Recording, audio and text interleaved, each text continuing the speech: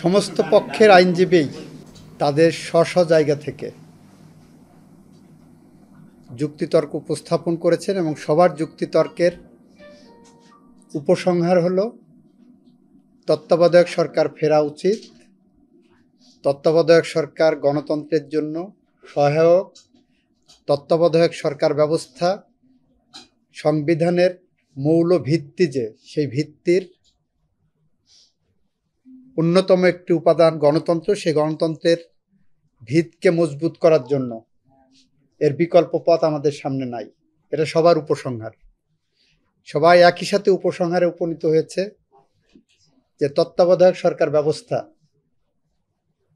আগামী সংসদের পরে যে কার্যকর হোক।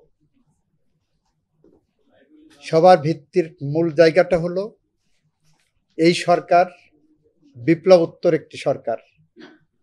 এই সরকারে যারা আছেন তারা বিপ্লবোত্তর সময়ে বাংলাদেশকে একটি নির্বাচনের দিকে নিয়ে যাচ্ছেন বিপ্লবের আকাঙ্ক্ষা পূরণের মধ্য দিয়ে।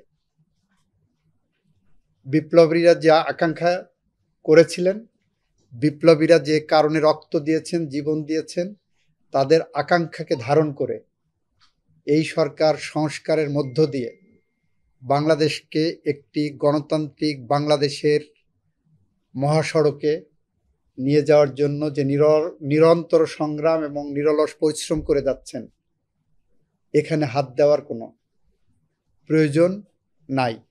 সুযোগ না আমি বলবো না, প্রয়োজন নাই। সুতরাং এই সরকারকে কন্টিনিউ করে সামনে নির্বাচন করার পর তত্ত্বাবধায়ক সরকারটা ব্যবস্থাটা আগামী নির্বাচনের পরে কার্যকর করা হোক বলে সবাই কম বেশি এই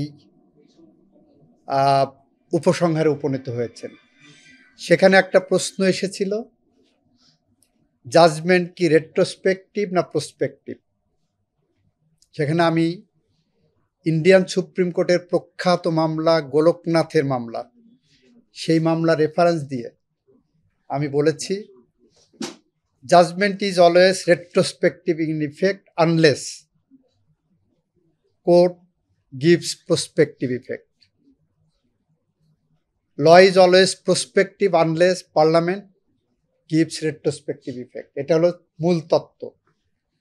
তো সেই ক্ষেত্রে মাহমুদুল ইসলাম সাহেব তার সাংবিধানিক আইনের যে বই লিখেছেন সেখানে সুস্পষ্টভাবে বলেছেন কোন কোন ক্ষেত্রে জাজমেন্টকে সুপ্রিম কোর্ট প্রসপেকটিভ ইফেক্ট দিতে পারেন বা কোর্ট প্রসপেকটিভ ইফেক্ট দিতে পারেন। সেই জায়গাটা খুব অ্যানালজি দেওয়া আছে, যে সার্কামস্টেন্সের সাথে বর্তমান সময়ে অন্তর্বর্তীকালীন সরকার না তত্ত্বাবধায়ক সরকার, সেই দ্বন্দ্ব নিরসন এবং পরিহার করার জন্য ক্লিয়ার গাইডলাইন ওখানে দেওয়া আছে গোলকনাথ মামলার রায়ের আলোকে, যে তত্ত্বাবধায়ক সরকার ব্যবস্থা প্রসপেকটিভ হবে এবং প্রসপেকটিভ হলে সেটা আগামী নির্বাচনের থেকে কার্যকর হতে পারে।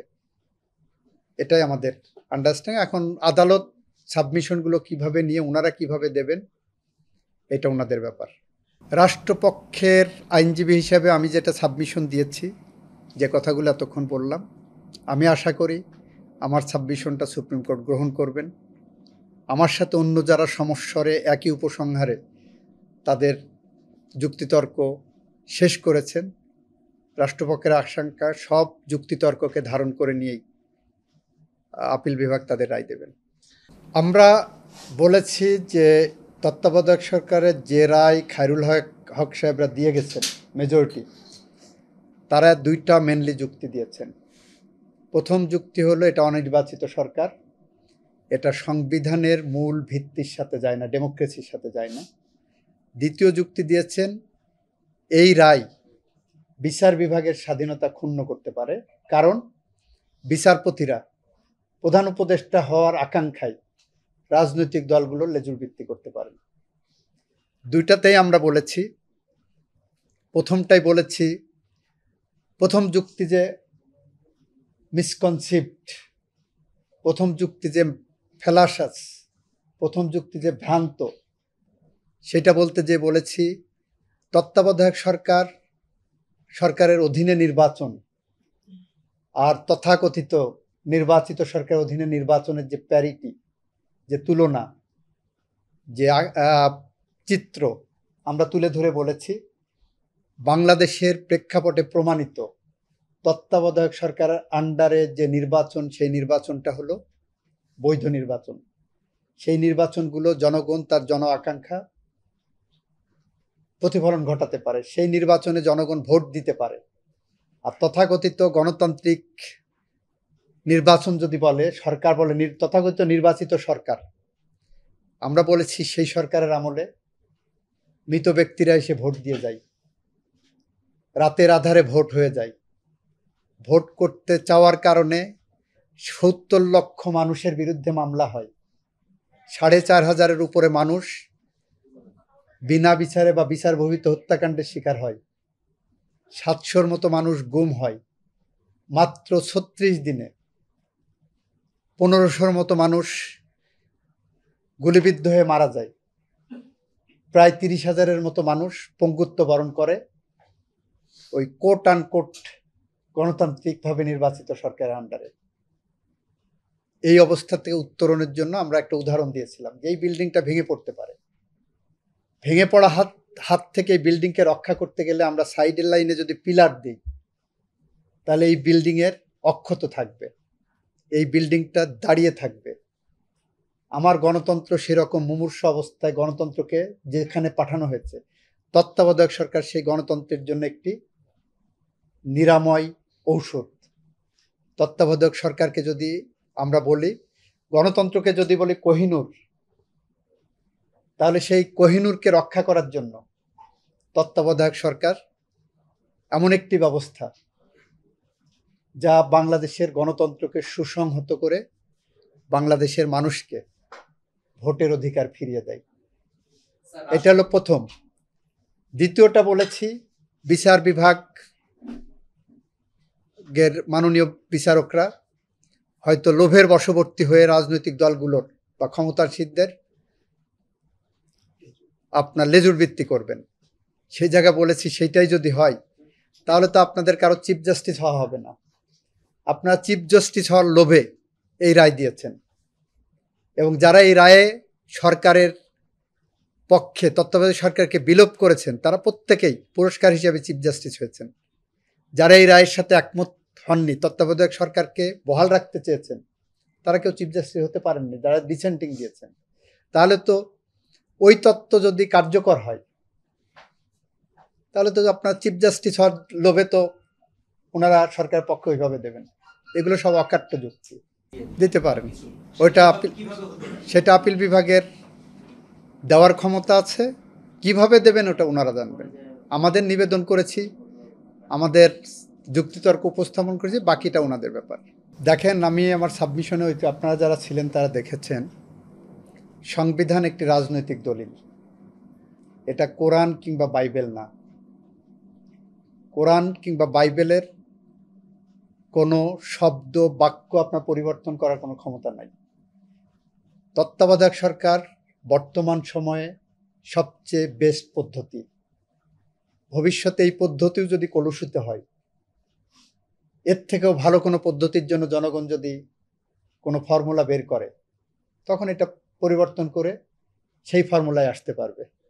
মোদ্দা কথা, আপনি গণতান্ত্রিক রাষ্ট্র প্রতিষ্ঠা করার জন্য, ডেমোক্রেসির স্বার্থে, ডেমোক্রেসি সংরক্ষণ উন্নত করার জন্য যা কিছু প্রয়োজন, মানুষ তার যুগের চাহিদার মিটিয়ে সেই অনুসারে পরিবর্তন করতে পারেন, পিছনে ফেরার জন্য না। এবং জেনারেলি যারা আইন ড্রাফট করেন, আমরা বিভিন্নভাবে গবেষণায় দেখছি, আগামী ২০ বছর সময়কে সামনে রেখে একটা আইন ড্রাফট করা হয়, যেই আইনটা ২০ বছর জনগণের চাহিদা পূরণ করতে পারবে। এরপরেও যদি ওই আইনটা দীর্ঘমেয়াদী হয়, আমাদের এর দেশে ১০০ বছরেরও আইন আছে, জনগণের চাহিদা পূরণ করছে, দীর্ঘমেয়াদী হতে পারে। ফলে তত্ত্বাবধায়ক সরকারটা কতদিন ভায়াবল থাকবে, কতদিন গণতন্ত্রকে সুরক্ষা দিতে পারবে, গণতন্ত্রকে উন্নত করতে পারবে, সেইটা নির্ভর করবে ওই সময়ের জনগণ কি চাচ্ছে। জন আকাঙ্ক্ষার সাথে সামঞ্জস্য রেখে গণতন্ত্রকে সংরক্ষণ করার জন্য, গণতন্ত্রকে উন্নত করার জন্য, মানুষের ভোটের অধিকারকে নিশ্চিত করার জন্য আমরা মনে করি এই তত্ত্বাবধায়ক সরকার বর্তমান সময়ের সবচেয়ে যুগোপযোগী একটি ধারণা, এবং অন্তর্বর্তীকালীন সরকারের ধারণা বিপ্লবী রাজপথ থেকে বিপ্লবীরা যে রক্ত ঝরিয়ে দিয়েছেন সেটাও একটা ভালো ধারণা। তারাও একটি নিরপেক্ষ নির্বাচনের দিকে দেশকে নিয়ে যাচ্ছেন। আমি মনে করি না এই সরকারের প্রতি কোনো অনাস্থা তৈরি হয়েছে। আমি মনে করি না যে এই সরকার যা করছে, যে পথে হাঁটছে, এই পথ ভুল পথ। আমি মনে করি সরকার নির্বাচনের দিকে আগাচ্ছেন, আর রাজনৈতিক দলগুলো কি বলবেন সেটা জবাব রাজনৈতিক দলগুলো দেবেন। আমি এখানে তত্ত্বাবধায়ক সরকারের সাংবিধানিকতা নিয়ে আলোচনা করি। এই যে অন্তর্বর্তী সরকার যেটা করছেন, this is also part of, মোদ্দা কথা আপনি কোন সিস্টেম সেটা ইম্পর্টেন্ট না, ইম্পর্টেন্ট হলো মানুষের ভোটাধিকার নিশ্চিত করা। এবং এখানে রাজনৈতিক দলের নেতৃত্বে যে সরকার, তার আন্ডারে যে নির্বাচন, সেই নির্বাচন যে নিরপেক্ষ হতে পারে না, স্বচ্ছ হতে পারে না, মানুষের ভোটের অধিকার নিশ্চিত করতে পারে না, সেইটা গত 16 বছর ধরে প্রমাণিত হয়েছে। এবং এই রাজনৈতিক দলগুলো দেখেন, আজকে যারা তত্ত্বাবধায়ক সরকার ফিরাতে চাচ্ছেন, বিএনপি বলেন, জামাত বলেন, পাবলিক পারসেপশন আগামী নির্বাচন হলে এদের মধ্যে থেকে কেউ ক্ষমতায় আসবেন, এটা হলো পাবলিক পারসেপশন। বা এনসিপি বা জাতীয় পার্টি বা যারা নির্বাচনে করেন সবাই কিন্তু আকাঙ্ক্ষা করে আমরা ক্ষমতায় আসব। কিন্তু এই মামলায় যারা, যে সমস্ত রাজনৈতিক দলগুলো, বিশেষ করে বিএনপি এবং জামাত, এই দুইটা দল এই মামলায় পক্ষ আছে, অন্যরা পক্ষ হয়নি। এই দুইটা দল যদি মনে করতেন যে এই মামলাটা আমরা আগামী নির্বাচনের পরে করব, তারা করতে পারতেন। কিন্তু এখানে আমি সাধুবাদ জানাই যে তারা পার্মানেন্টলি মানুষের ভোটের অধিকার নিশ্চিত করার জন্য এই তত্ত্বাবধায়ক সরকারের উপরে যে রায় খায়রুল হক সাহেবরা দিয়ে গেছেন, সেই রায়কে চিরতরে বিনাশ করতে চাই, সেই রায়কে চিরতরে শেষ করে দিতে চাই।